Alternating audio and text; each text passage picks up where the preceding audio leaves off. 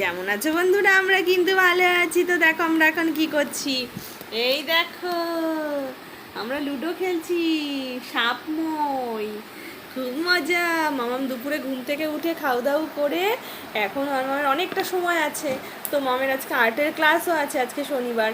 তো এখন যেহেতু 5টা বাজে, 5:30টার সময় ম্যামের ক্লাস, আর একটু পরে আমরা রেডি হয়ে যাব ম্যামের বাড়ি। তো সেই জন্য এতটা সময় এখনও কী করবে, বোর হয়ে যাচ্ছে। তো সেই জন্য ওকে নিয়ে লুডো খেলতে বসেছি, তাই না মাম্মা? লুডোটা খেলতে তোমার কেমন লাগছে বলে দাও বন্ধুদেরকে। অনেক ভালো লাগছে। দেখেছো বন্ধুরা, বাচ্চাদের কিন্তু লুডো খেলতে ভালোই লাগে।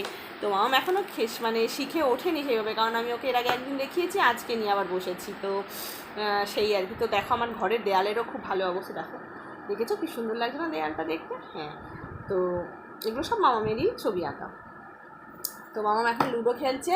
একবার লুডোর সাপ মই বের করছে, আবার হচ্ছে লুডো বের করছে। দেখো কি সুন্দর এই লুডোটা মামের জন্য এনেছি। মামামের সময় কাটানোর একটা কিছু তো দরকার, তো খেলার জন্য মামের এটা আমি এনেছি, যাতে ও কোনো সময় এটা নিয়ে বসে একটু টাইম পাস হয়, একটু খেলতে পারে, সেই জন্য। তো তোমরা কে কে খেলতে ভালোবাসো একটু কমেন্ট করে আমাকে জানাবে। লুডো খেলতে আমরা ছোটোবেলা আমরাও খেলেছি, যখন আমাদের স্কুল ছুটি হয়ে যেত বিকেলবেলা, আমরা ঘুম থেকে উঠে কিছু খেলতাম সব ছোটোরা মিলে। তো তখন লুডো খেলতাম, অনেক কিছু খেলতাম, তার মধ্যে লুডোটাও ছিল।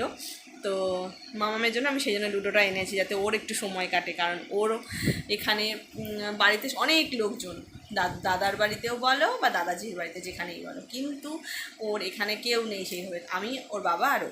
তো ওর টাইম পাসের জন্য আমি এই লুডোটা এনেছি, যাতে ও খেলতে পারে, সেই জন্য। তো তোমরা আমাকে জানিও, তোমরাও কি লুডো খেলো কি না, ঠিক আছে?